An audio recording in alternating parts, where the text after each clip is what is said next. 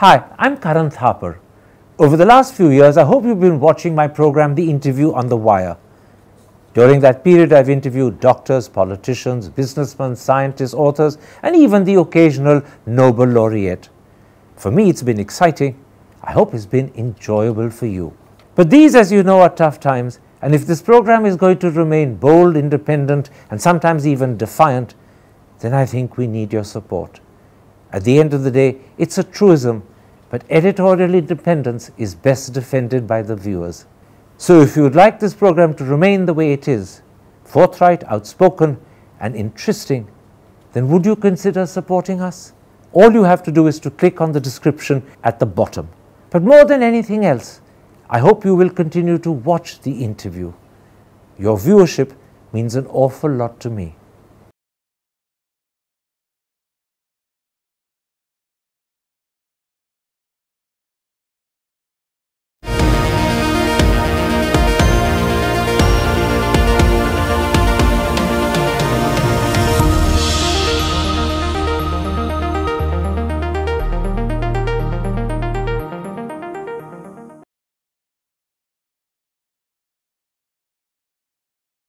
Hello and welcome to a special interview for The Wire. As the Israel-Hamas conflict enters its sixth day, we ask, what are conditions like for the 2.2 million Palestinians living in Gaza? Israel has deliberately cut off electricity, water, food, and fuel. And on top of that, almost 24 hours of day and night, they are being bombed. So what is life like for the people in Gaza? That is the single question we focus on this evening. My guest to answer that question is a member of the Palestinian Legislative Council and General Secretary of the Palestinian National Initiative, Mustafa Barghouti. Mr. Barghouti, let me start with that key question. What are conditions like in Gaza today? The Israelis have cut off electricity, water, food, and fuel, and the people are being bombed virtually 24 hours a day. So what is life like in Gaza? It's very, I can't even describe it. It's such a total humanitarian crisis. Very sad and very bad. You are talking about taking 2.2 million people hostages. Netanyahu, this war criminal, and his government, that is a government of war criminal, encouraged by the United States, are committing a big crime now in Gaza by depriving people from water, from food, from electricity, and from medical supplies. We are receiving panic requests and panic calls from our colleagues in Gaza. Not only that they don't have access to medicines, but our health workers, our first aid providers have been bombarded also. 10 Palestinian healthcare providers have already been killed. And 7 workers for the United Nations have also been killed. Hospitals, schools, clinics, universities have been attacked. At this moment, people are calling because the children in incubators could die at any moment because of lack of energy and electricity. People are calling because there are so many patients who need kidney dialysis and who can die without kidney dialysis and they cannot get it. People with cancer, with different diseases, cannot get access to their medication. The medical teams are finding great difficulty moving from one place to another because there is no safe spot in Gaza. Just 5 minutes ago, the Israeli planes bombarded such huge bombs that created a hole in the ground that is more than 50 meters wide and probably 100 meters down. Clearly, they are receiving now certain very powerful bombs from the United States. But in the process, they've destroyed a whole neighborhood. This savagery attack, we've never seen anything like that in our lives. And add to that the airstrikes are taking away already and slaughtering lives of children. 400 Palestinian children have already been killed. No less than 1,500 Palestinians have been killed. Many women.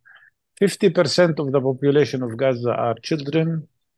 And now Israel is trying to push the people out of Gaza into Egypt, trying to create an act of ethnic cleansing, which is totally unacceptable.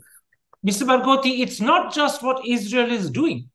The Wall Street Journal reports that Israeli airstrikes have deliberately and repeatedly bombed the Rafah border crossing between Gaza and Egypt to stop food and fuel supplies reaching Gaza. It's not just the Wall Street Journal that says that. Al Jazeera has said the same thing as well.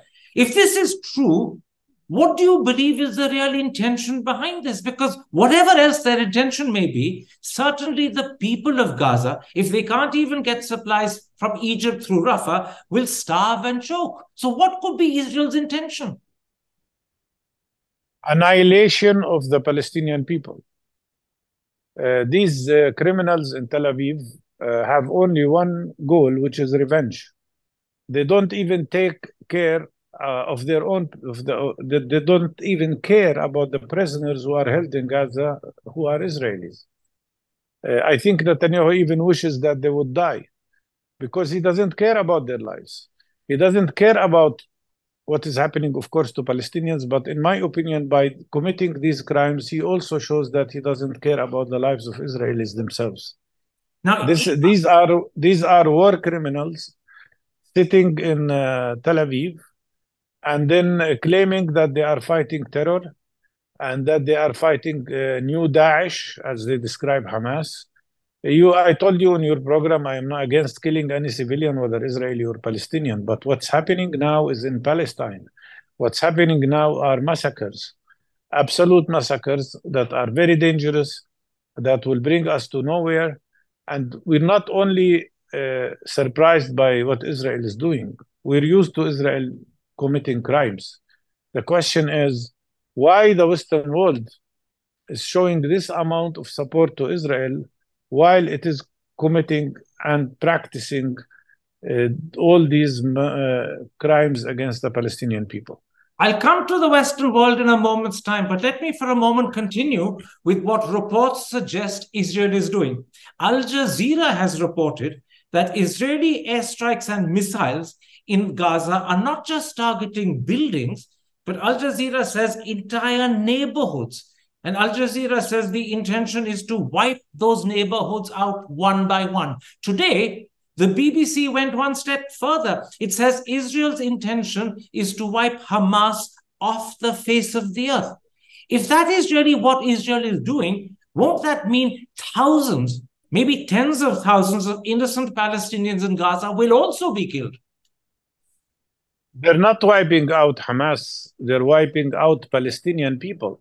They're wiping out hundreds of Palestinian children. Probably tomorrow it will be thousands. They're wiping out a whole Palestinian population because they have managed to demonize not only Hamas, but dehumanize all Palestinians. And as if they have a carte blanche to kill and destroy in an unprecedented manner without any due respect to any human life. What is happening is nothing but a massacre in front of the eyes of the world who cannot claim that they haven't known or didn't see. Now, today, just about an hour and a half before we began this interview, Secretary of State Blinken, in a press conference standing beside Netanyahu, warned against killing innocent civilians.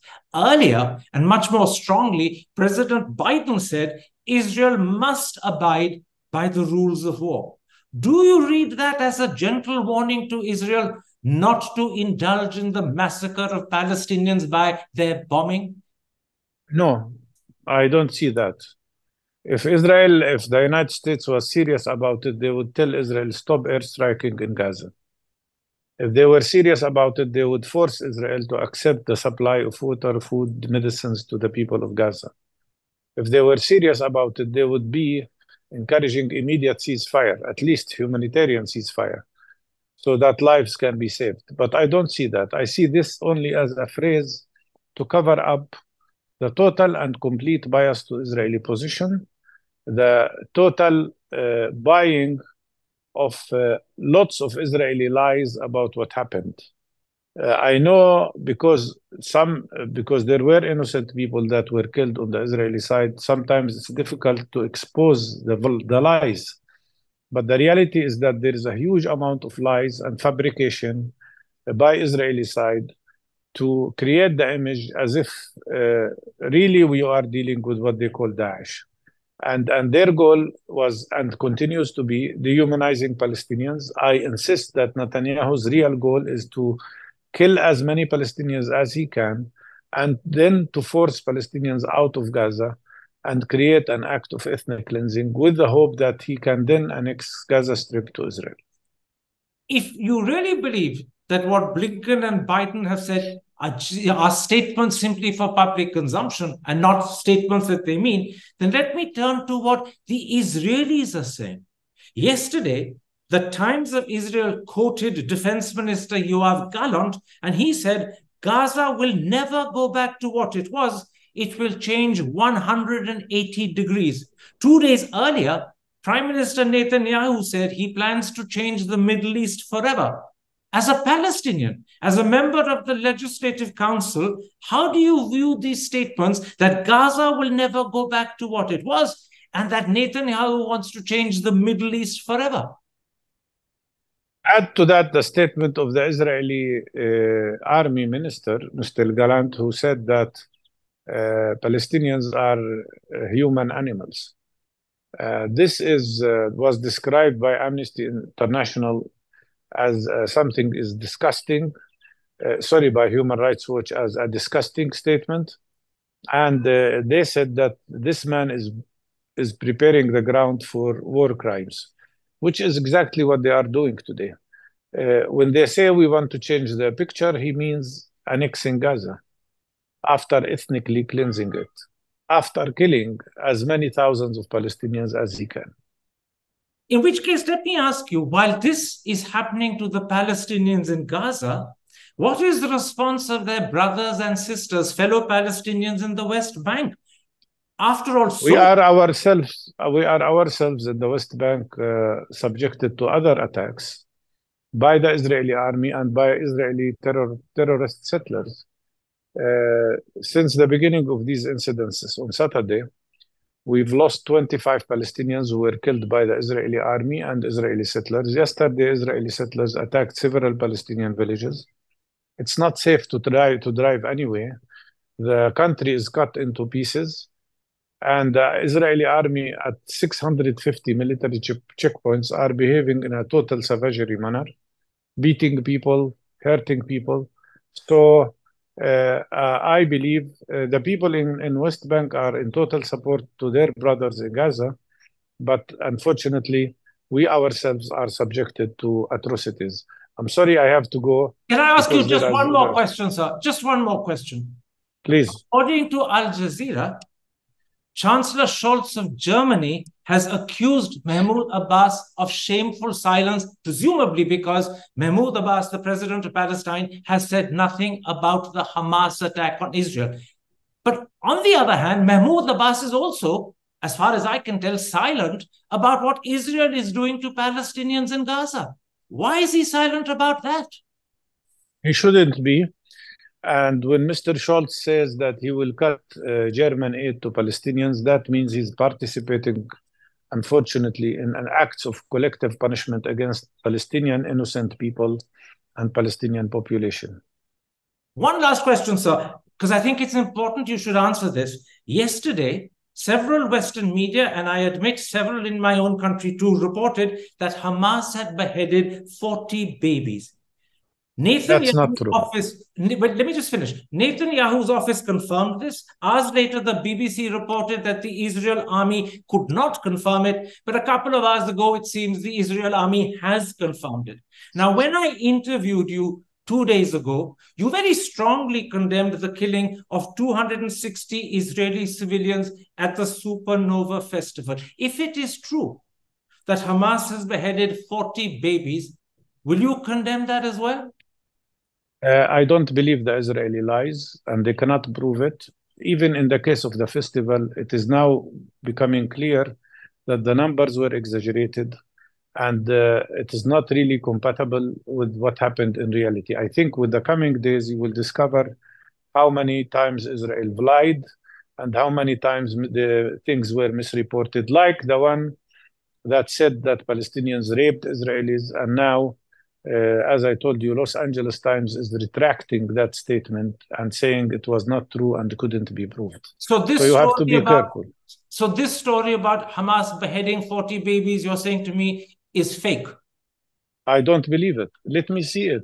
If somebody has the proof, let them show it to us. I didn't see any of that proofs. One last question, sir. It seems no, sir, I have to go. I'm sorry. 24 hours or 36, Israel I'm sorry, a ground attack.